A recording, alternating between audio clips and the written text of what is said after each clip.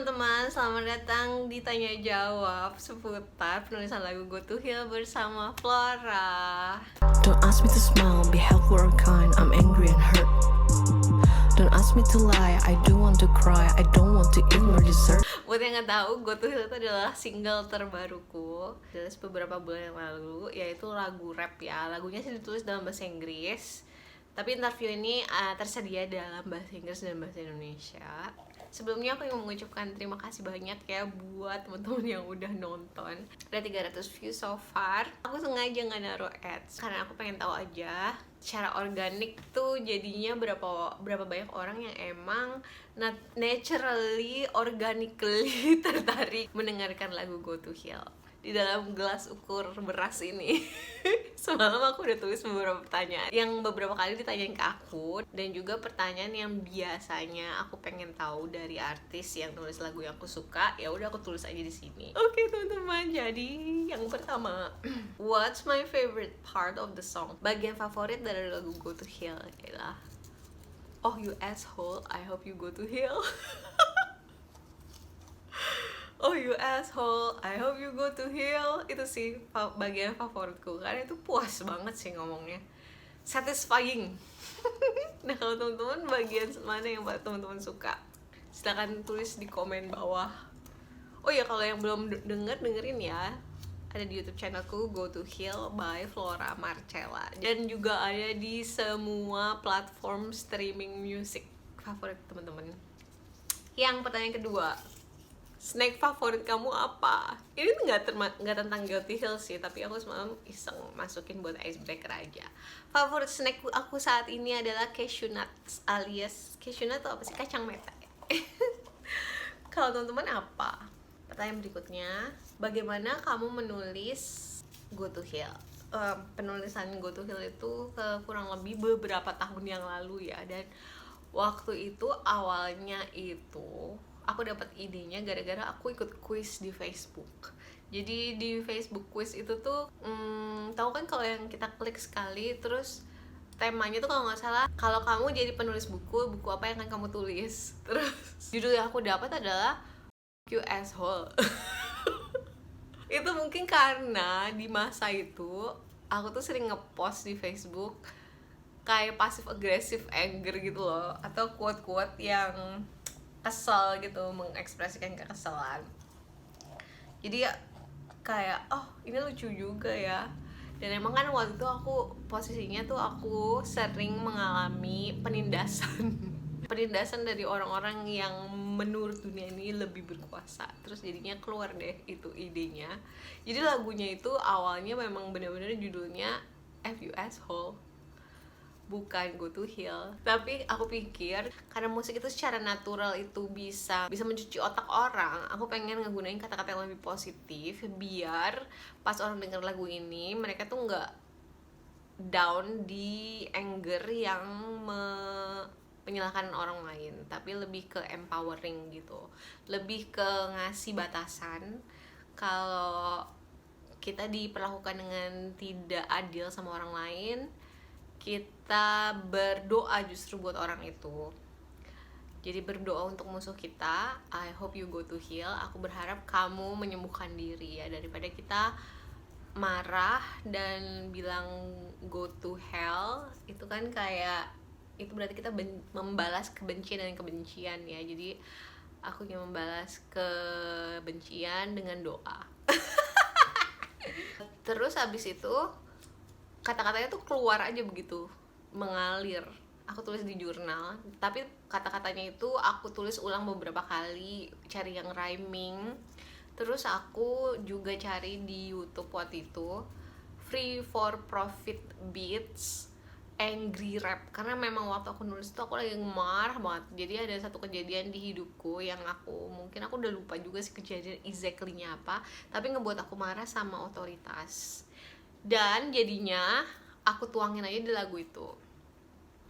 Seperti itu prosesnya. Oke, berikutnya, lagu Go to Hill tuh sebenarnya tentang apa sih? Lagu Go to Hill itu sebenarnya tentang diriku.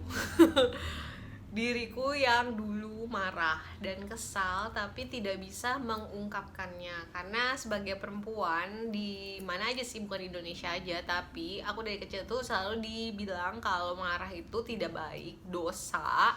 Terus sebagai perempuan itu nggak boleh marah, harus nyimpen aja, diem aja, terus harus apa ya, harus manis, harus cantik, nggak boleh ngomong jujur, terlalu jujur tuh nggak boleh.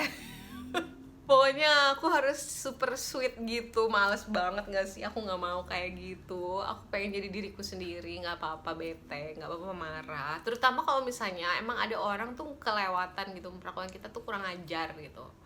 Terus ya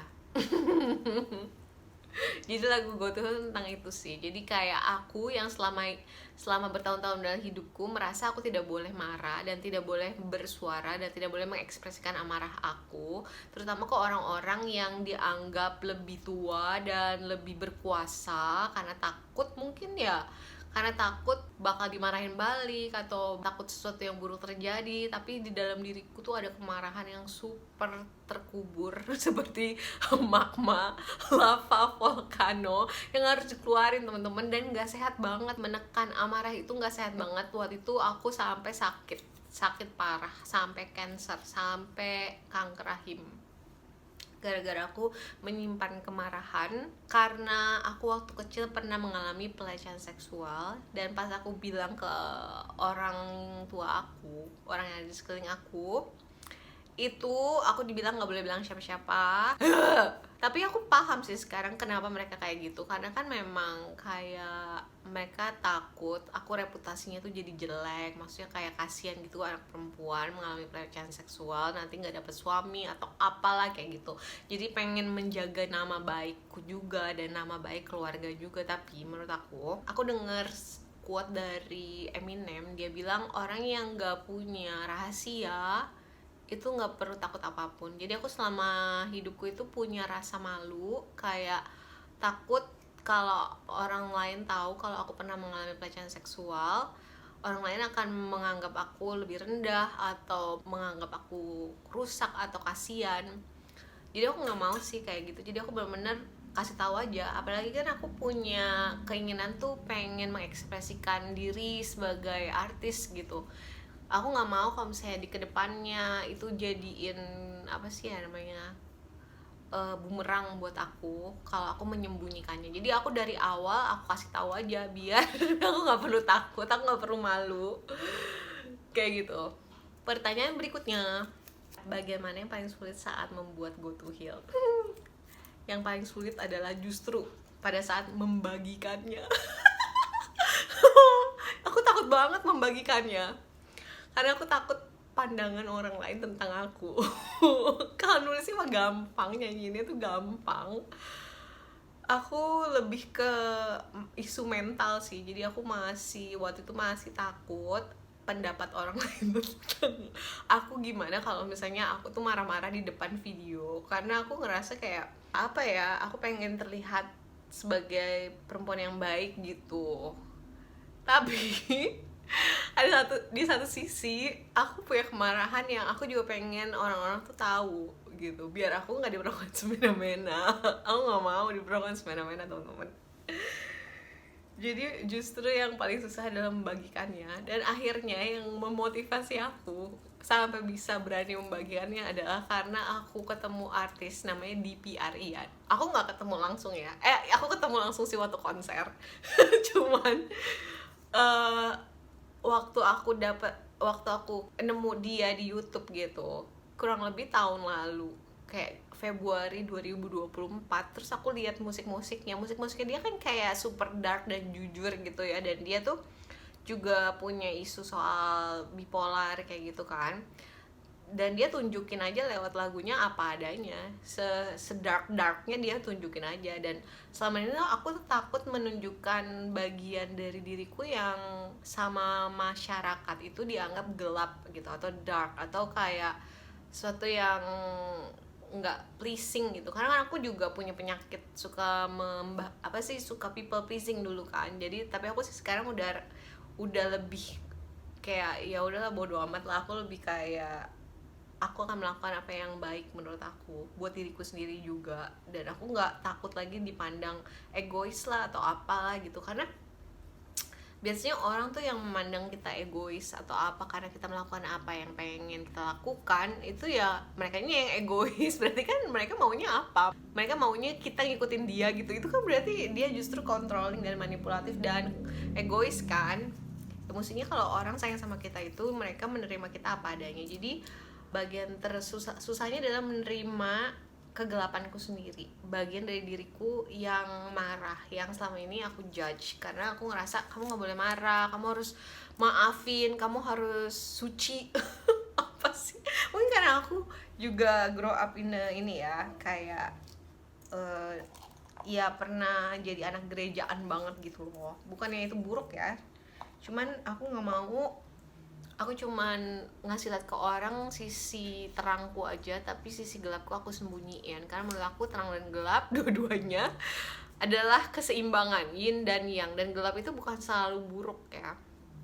Menurut aku kegelapan itu adalah bagian dari terang yang bisa mensupport keterangan adalah kegelapan. Karena kalau misalnya terang tanpa gelap, ya tidak ada. Nantilah suatu hari nanti akan aku bagikan lebih lanjut soal dark feminine energy and light feminine energy. Pertanyaan selanjutnya adalah, siapa yang kamu harap bisa mendengar lagu kamu? Lagu Go to Heal aku harap bisa mencapai orang-orang yang punya kemarahan terpendam, yang selama ini kalian merasa kalian tuh gak bisa mengekspresikannya karena takut, karena malu, karena takut dijudge sama orang lain, takut ditolak sama orang lain.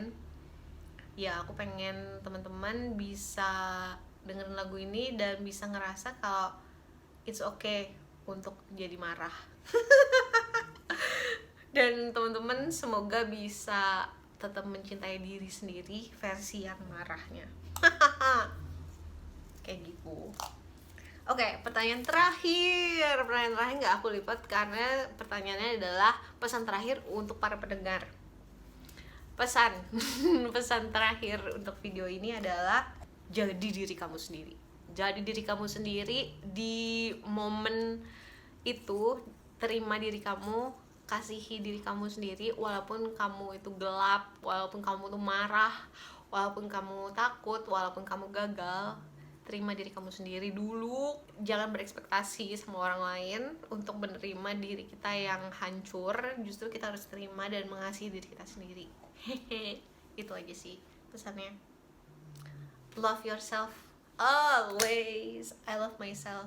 Aku sering bilang kayak gini, I love you Flora, the one who is angry. Aku sayang kamu Flora, kamu yang sedang marah.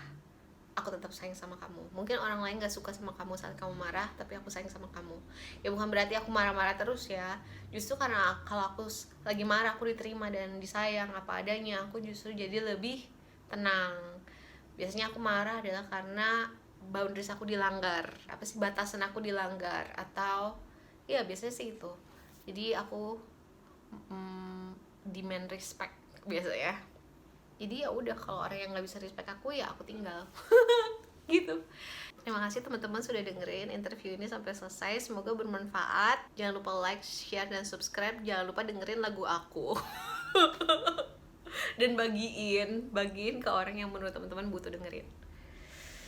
Thank you, semangat. God bless you. Bye.